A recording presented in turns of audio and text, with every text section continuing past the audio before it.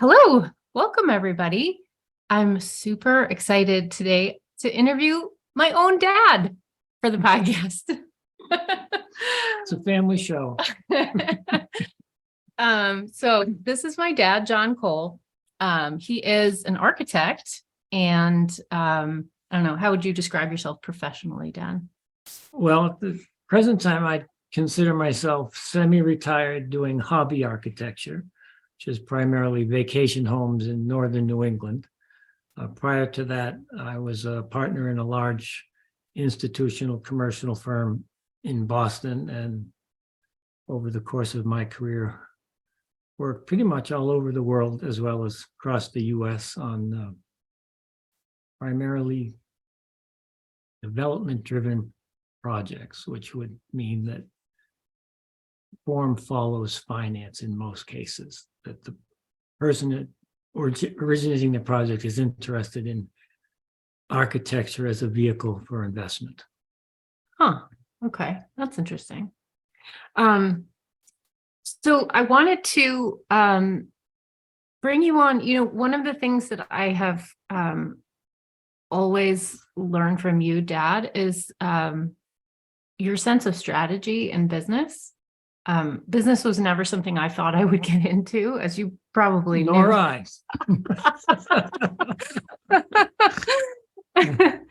And it's funny because I've seen that my path has sort of mirrored yours, but decades later, you went into architecture, but architecture is hard, and you learned some skills that kind of got you through the hard bits. And I would say I did the same with art.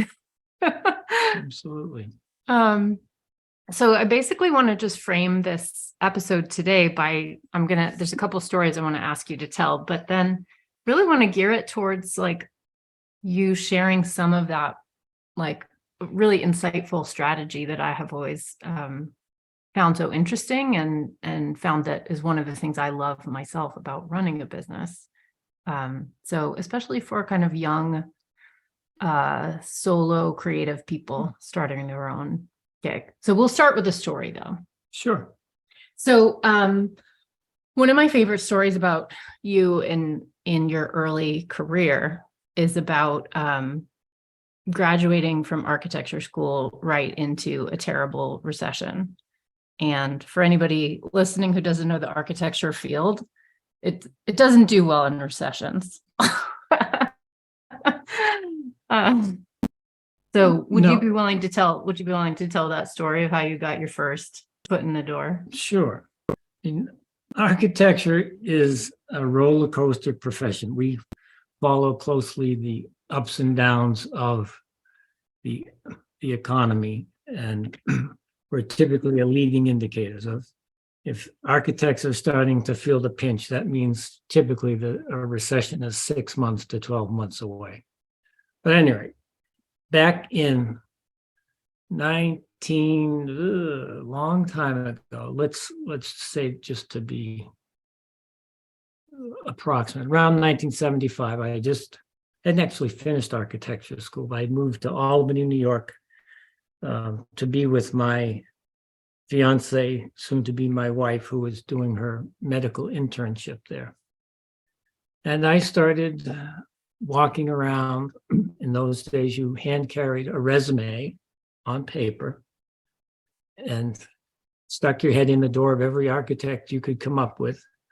And it was a very depressing scene. And by that point, most firms in Albany, and they were certainly not an exception, had laid off between 75 and 90% of their staff. So a typical scene was I'd be greeted by a receptionist, if they still had one, who would roll her eyes when I pulled the resume out of my folder and say, put it over there and don't expect a call.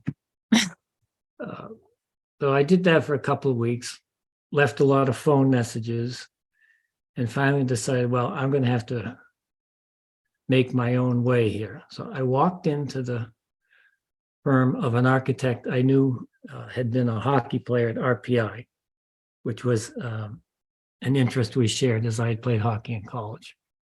So that was my icebreaker. And I said to him, and they had gone from approximately 35 people down to 2 principals and a secretary. And I said, look, I've got a couple of things going on the side, and I'm wondering if I could rent a desk from you. I was staring into this huge loft with empty desks as far as the eye could see. And he said, oh, yeah, sure, no problem. Go pick on it. I said, well, can I, pay? Oh, no. Just go find a desk and make yourself at home. So I scurried up to the balcony, found a desk that was not within eyesight of where the principals are hanging out. And for 2.5 to 3 weeks, I doodled and read architecture magazines, knowing that someday a job would come in the door and they would need somebody. And lo and behold, after weeks of gorging on donuts and coffee from the little place down the street, Greg Crozier was the fellow's name, came bounding up the stairs to the balcony and said, hey, do you have any time? We need a draftsman. I said, well, let me just clear off my desk here. I think I can squeeze it in. And that was my first job. I love that story so much. I think that's so great because it's just like such a great way of thinking about like thinking a little deeper, right? Thinking a little past like what the obvious way to get a job in your case, but also the needs of the people on the other side. So yeah, it worked. I had a good time with them. Did a couple of nice projects and then went back and finished school, and that was the start of it. That's awesome. Would you describe a little bit like what I mean, to say describe the arc of your career? I realize it's a long career and you're still designing, but in broad strokes, can you take us through like the sort of like how the trajectory? Because I know that sort of learning the business skills part was a really huge shift. Sure. Now, back then, every young architect started out as a draftsman. And that could be excruciatingly boring if you were given the task of doing toilet details or reflected ceiling plans. So the trick was always to figure out how you could move along. Most firms, unfortunately, don't treat their young that well. They're under financial pressure. So their game is to get you good at one thing and make you do it until you can do it efficiently, and they can bill you at a sufficient rate to make a decent profit margin. So my goal was always to think about the things that weren't on my desk. And for me, the advantage that I had over other very talented architects was that I had a degree in English. And I could actually write 2 declarative sentences in a row without sounding stupid. And that is rare in the architectural profession. It tends to be a over jargonization of the descriptions of the work. And when that gets translated into marketing material, it usually turns people off. Can I just pause and say that seems no different today? And I think it's a symptom of every profession. Yes, knowing your audience and your message before you start describing the message is really important. Yeah. So at any rate, because I could write, I was often pulled in to prepare proposals for projects that were very complicated and represented significant value to the firm. So I was interacting with the principals, with the potential clients, while other people at my same skill level, had their head down in the trenches doing the toilet details. So from that, I began to understand the strategy of marketing professional services. And that was really what helped me eventually become a principal in a significant firm. and helped grow that firm from what I would call a carriage house trade of 35 architects to a major national player with 185. And to this day, the ability to market is the most important thing in any professional service. Get the job and then worry about how to do it. Yeah, I think that's such a good thing. And I think it's really hard in the creative fields because it's almost like, I mean, I'm curious what effect architecture school had on you in this way. But I think a lot of people in creative professions are taught rightfully to value above all else the work, the creative work, as you should, and you should hone that and you should be excellent at it. But I think those auxiliary things, like without the container of a functional business, the work inside the container just isn't going to go anywhere. Absolutely. I mean, the joy is getting to design something, but the practical problem is, how do you actually get the commission to design the thing you want to design? Yeah. That's so interesting. It's interesting to me because, I mean, obviously when you started, the times have changed pretty dramatically in architecture, like everything that was on paper. We were joking about tips you could give people that would be hilariously irrelevant, like get a great pencil sharpener. But I have a slight confession to make. I am still a pencil guy. I do everything by hand. I hand it off to a drafts person at a point when the design concept is well enough established. But I have found that a pencil is still the best design tool. I still use them in my art. The direct connection of the thought to the paper was something I could never recreate through computers or other technological means. I know there've been huge advancements, and I look at some of these renderings and design drawings now, and I just go, oh my God, how did somebody figure that out? And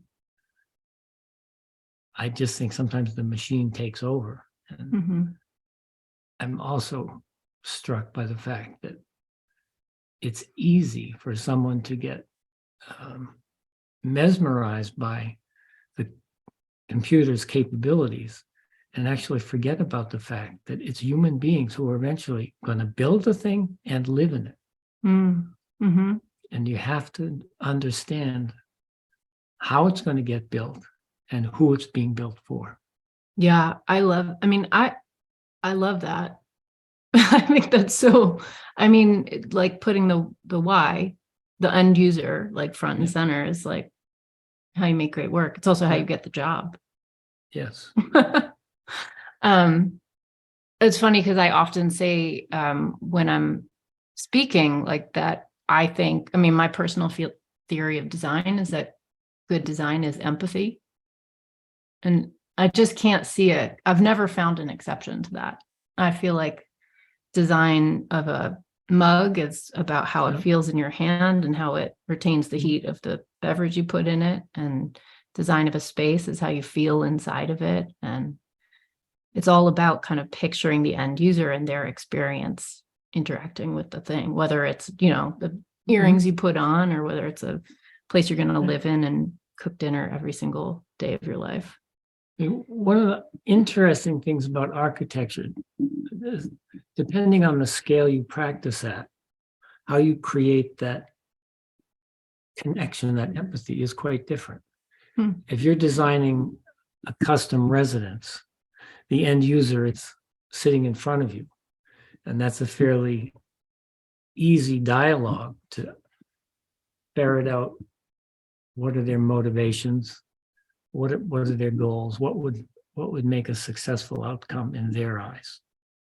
Obviously, you then, as the designer, overlay your goals on that, which may not be entirely coincident with the owners, but it is the interplay between the two that I found makes interesting buildings.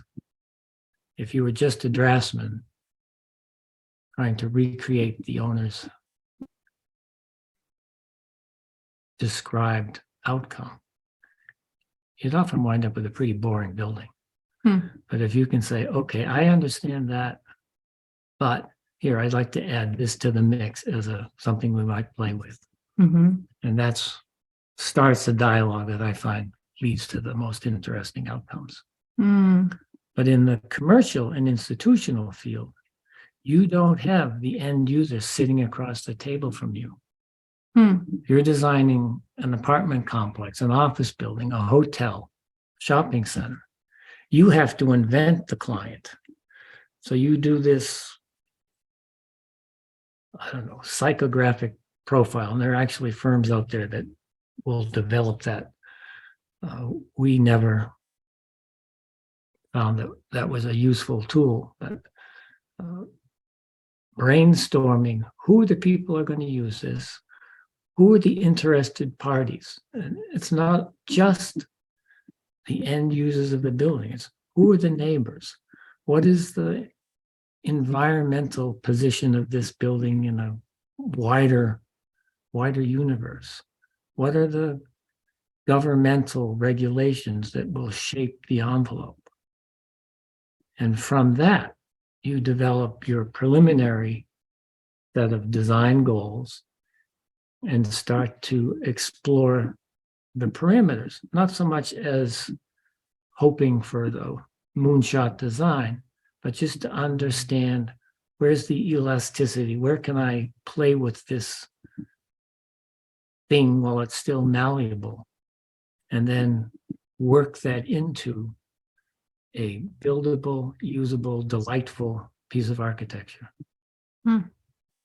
Wow, that's so interesting. It's so many different factors to think about. Yes, I mean, architecture, I think has always been of interest to me. As I started out with skills in carpentry, my father was a carpenter, and I had turned from that into wood sculpture, which I enjoyed very much, but I could never figure out how that would lead to enough money to pay the rent. So architecture that was not in my mind in my early going, I kind of arrived at by a process of elimination. Carpentry or building means you probably repeat something over and over. And sculpture meant you could do anything you wanted, but probably couldn't derive an income from it. And architecture was the zone in between where, yes, you had creativity. You also had a structure and a professional setting, which would allow you to develop it into a career. So that's where it went. That's awesome. So I'm curious if I know you have young people that you have mentored before, both at the big firm that you worked at and just in your own personal architecture practice. But do you have any sort of pieces of advice or strategy that you would recommend to a young creative, person starting out in a creative career today? Sure. I mean, if the creative career is architecture, I think the first decision someone has to make is at what scale do I want to practice? Because the profession is pretty sharply divided between the institutional commercial world and the residential world.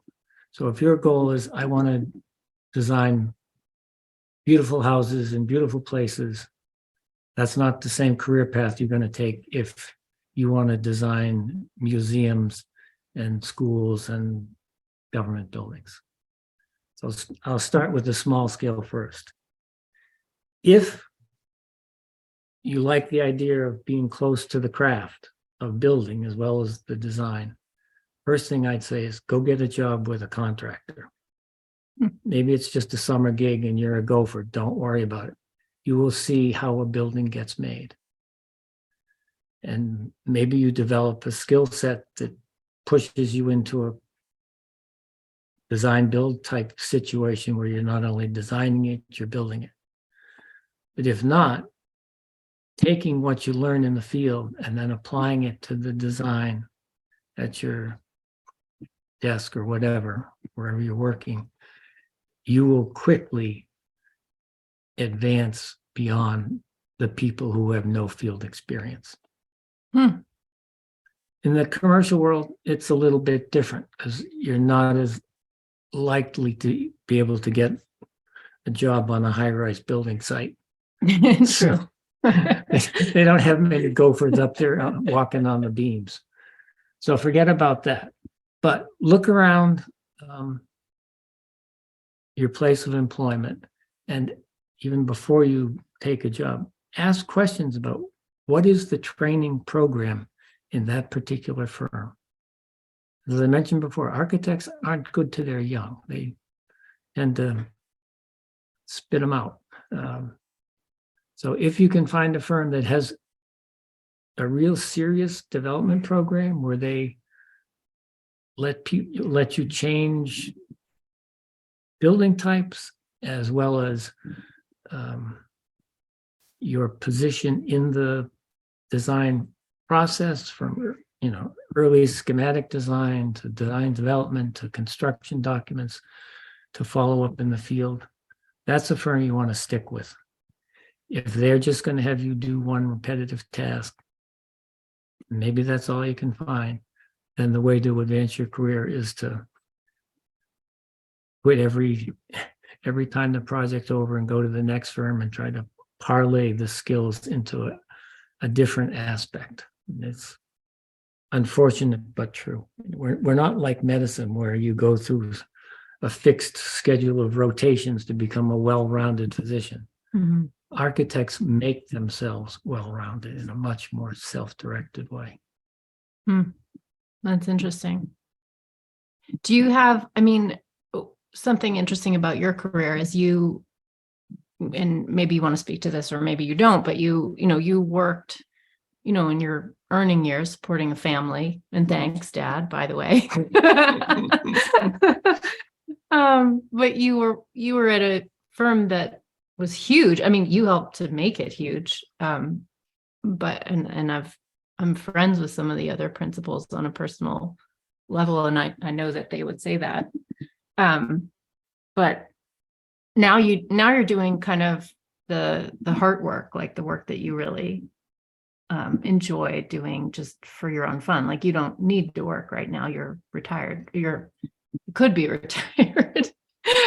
But what's the difference, like having your own shingle out, working solo as you do now versus, of course, there's a lot of differences, but anything in particular you want to speak to?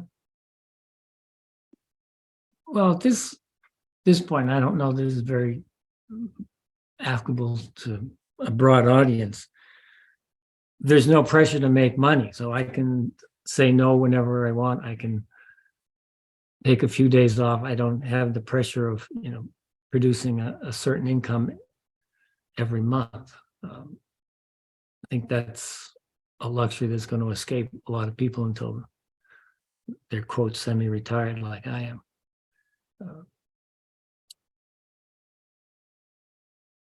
I don't know what else. Yeah, sure. Well, I will second the fact that being able to say no is how you do some of the work you enjoy the most, and take the clients you enjoy working with the most. Yeah. And that, as you know, I feel a lot of pressure. Yeah. But I think something I learned in transitioning, well, I didn't transition away from art, but in incorporating a totally different business doing taxes, that the demand was so dramatically different in one versus the other. Mm-hmm. And the fact that everybody needs a tax return every year, there just were always clients. Yeah. And so it made me realize, like, oh, I don't need to just take every single tax return that walks in the door. I can work with people who I really enjoy and like really, really want to help them in their world. Well, my dad always said the sign of a good businessman is someone who knows when to say no. Mm-hmm. Sometimes a client comes with a death wish. Oh my gosh, yeah. And you know it real soon. You don't have to wait till the end of the show. So true. I have always been like not a very slow to judge person. And I will often give people the benefit of the doubt way past when other people around me have decided. And with clients, I came to learn, like, when somebody comes towards you for the very first time, like approaching you for work, and you have a little bit of a spidey sense or like a bad feeling about it, you're right. Like 100% of the time you are right. And I came to realize in retrospect that this is because that's somebody on their absolute best behavior. At that point, that is their best face, right? And when you actually get into the work, things will go wrong. You'll tell them an amount they owe that they don't think they owe. You'll tell them the building is going to take twice as long to do or cost twice as much. Yeah. And so if right off the bat, you're getting any sense of, like spidey tingling sense of like, this isn't going to be good work to get into, you're correct, because it means the iceberg below the surface you're not seeing is huge. But it's hard to back off once you've signed the contract. Totally. Totally. Yeah. That's awesome. So I want to ask you one more kind of career type thing, which is, I find it really interesting that both for you and for me in our separate generations and careers, that learning kind of marketing, learning how to understand the end user of what we're doing and really have empathy for their needs and experience and how to communicate that well has been the key, really. And so can you speak to me a little bit about your thoughts on, we don't even like to use the word marketing in the creative fields, but, communicating the value of what you do. Well, one of the things that I learned, and it took me a lot of long nights and unpleasant meetings to convince my partners, was that architects, and I assume other designers, think of marketing as the sale of getting the particular job. And that's really a false way of thinking about it. That's the end of a long process. The empathy starts before there's a project on the table. So if you're a young professional, whatever it is, your first job is to get to know people who eventually may become clients, eventually may not, but develop relationships that increase your engagement with a broader community and make it known that you are a player, that you have something to say, you have something to contribute. And it's evident before the moment when the project is put out for bid. It's way before that you have a pre-existing relationship with either the client, the business entity, the governmental organization. And you can start the conversation on the basis of a well of trust that you've already built up. Coming in cold to try and grab the brass ring as you go by is a moonshot. Mm-hmm. Well, and I think that's probably why people feel yucky about it, because it is yuck. It's hard to do it in a way that feels good at that stage. I like to say that marketing is a piece of a much broader spectrum, and we'll call the spectrum business development. And it starts with another word people don't like to use, public relations, which at its essence means being in the community, getting to know people, getting people to know you. That's kind of the baseline. Marketing is making people aware of specific skills that you may offer in different circumstances that could be valuable. And sales is the last 10%, which is, okay, here's a specific job. I need to convince you that I have the particular credentials that makes me the best person for that specific job. Mhm. But don't try the last 10% unless you've put in the legwork on the 90% that comes before it. So true. I mean, when you say it like that, it just sounds like the sort of obvious nature of building a relationship. But I think that's where people go wrong, is when they get out of sync with what feels right in a relationship. Well, if you're just focused on the design piece, maybe you're the greatest designer since Frank Lloyd Wright. I don't know. But if you don't have personal relationships, you're going to have a hell of a time getting business. Yeah. So my advice is go out and join organizations that might be of interest to you.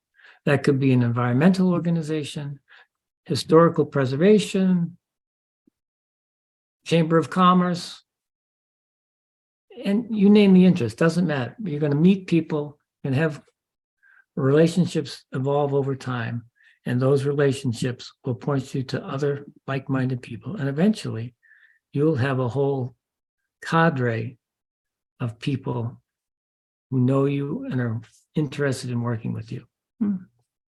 And one trick I learned from a guy who was a real marketer. He could sell ice cubes to Eskimos. And he said, whenever I go to one of those chicken dinner, business deals, I only have one objective, and that's to get the business card of the person to my right and the person to my left, and to within 1 week make some contact with them. That's it. You don't have to be the speaker on the stage. You don't have to go buy drinks for everybody at the bar, but just get to know two people. Yeah. And over time, that will build a network. I like that a lot. That's a perfect thing, to just a reminder for building a career. And in a day where we're in a age where it feels like one of the problems that young people are facing, myself included, although, obviously there's the generation younger than me, but it's just like this sense of we're all isolated, working from home, this like network and community aspect of the work it's easy to forget when you're working in your, spare bedroom. That's what I would ask anybody who's in the working world these days. How do you build a network on Zoom? I mean, it boggles my mind. I can't get my head around it. I mean, I think you build networks around, the coffee machine, or walking down the street, or meeting somebody on the stairway. Yeah, I agree. I mean, I think there are really successful online networks that work, but they have to have a cadence and a rhythm and meet and do meaningful work together. I mean, you really have to engage. But how do I know I'm talking to you or some avatar? I mean, but I like to press the flesh. No, I agree with you. There's really no substitute for like an actual face-to-face interaction. I just paid a lot of money to go to this conference in New York City so I could meet someone in person, like one specific person. And that's the way to do it. Yeah. So. And for Christ's sake, if you're in a meeting, don't be looking down all the time at your goddamn iPhone. All right. Moving on. I've heard that there are people who are a little older who do that too, Dad. Well. All right, I'm razzing my dad. So I want to hook this in with civics for just a minute, and then I want to ask you for one final story. But just in terms of meeting people and networking and where you spend your time, I want to connect this back to my tax work, because I think a lot of people just think of what's my role part of taxes, like what do I owe and how do I make it as low as possible, which, that's fair. But I really like to connect the dots about like, well, taxes are two-sided. It's the cost of citizenship. It's how we build our society together.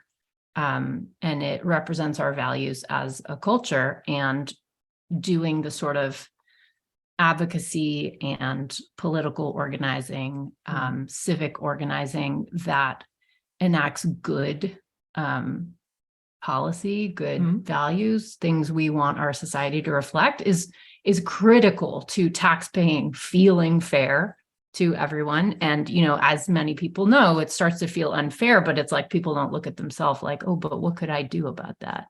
Well, I think to me, getting civically engaged is a huge piece of kind of what we all can do. That's sort of the responsibility side, I think, personally.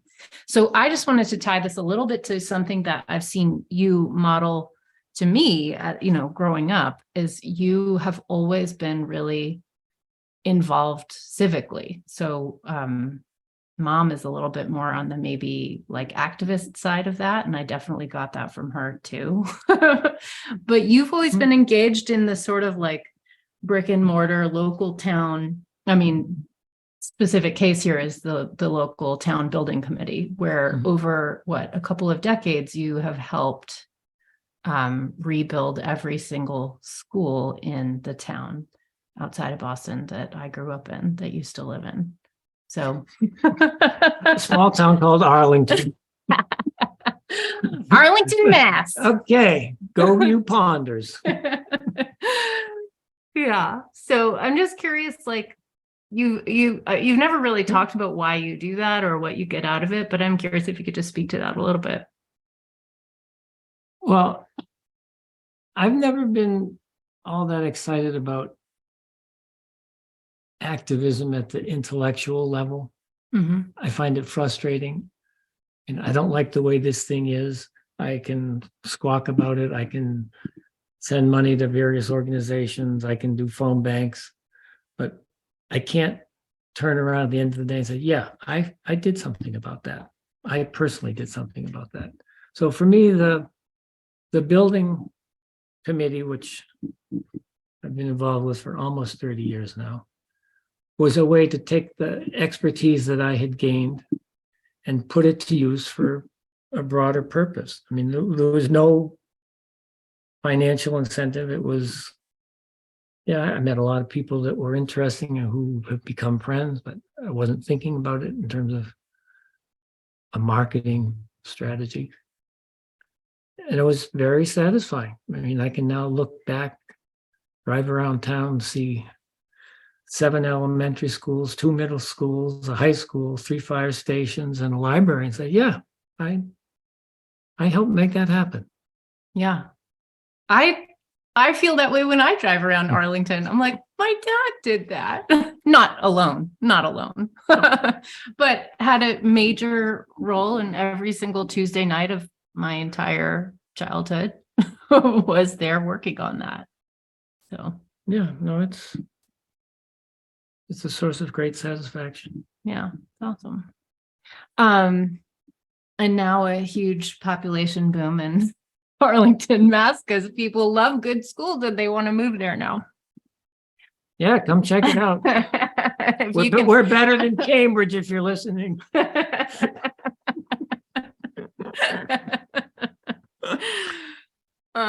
Yeah. All right. So let's I think we're coming near the end, but I wanted to ask, because I don't know, because you have a perspective that no other guest is ever going to have on this show, but is there anything any story that you could tell, or anything that you saw in me as a kid that foretold any of the kind of work that I do now? I'm just curious about that. Well, I remember in 4th grade, you designed a poster for the library that said, the caption was, "I'm in the mood for reading." And it was a beautiful drawing of a cow. And that was kind of the first inclination I had that you had real talent. And then in high school, I remember you painted a painting of a cello, which was reflected in a mirror. So it was a 2-sided image, and it had some really complicated ways of depicting light. And I thought, oh my God, and this is way beyond what I would expect at this level. And then when eventually you went on to a career in painting, that all kind of made sense to me. I think the one thing that was the biggest surprise was the day you said you're going back to school to get an accounting degree because you wanted, well, at that point, a part-time job that paid better than McDonald's. And you thought that That's true. doing tax returns between January and April would free up the rest of the year. Mm-hmm. See how that went. And my first reaction was, whoa, what the hell are you thinking about, girl? And then I started reflecting on, well, what are the skills that Hannah brings to that aren't obvious? And it's really your attention to detail. I mean, I'm not trying to psychoanalyze you, but I mean, you're pretty close to OCDC. I had an OCD as a kid. I mean, your paintings, have an incredible level of detail. I mean, I remember back in the old days, I don't know, this may be culturally inappropriate, but when somebody would, be dotting their drawings, to make all the shading, we used to call it Polish zippotone, because it was kind of mindless attention to detail, but in the end, very beautiful. And when I thought how that could translate into taxes, I said, well, Jesus, she's never going to miss a deduction. I think I used that line in my marketing. Aw, that's funny. Awesome. Well, Dad, it's been such a pleasure to hear your insights. I mean, I've always loved your sense of strategy, and it's just amazing hearing you kind of articulate it outwards towards an end listener that you're not seeing right now. But thanks so much for sharing with me. I just appreciate it so much. Okay, be brave out there. Design is a great thing. And if you guys are just interested in seeing my dad's work, you can look at his website, johncolearchitect.com, and can see his current kind of work, quite different from the large scale commercial architecture of 20 years ago, but more fun for you, I think. Yeah, satisfying in a different way. Yeah. It's a different set of problems to solve. Yeah. Awesome. Well, Dad, thanks. I Thank love you. you. Great. Thanks for Love you being on. Mwah. All right.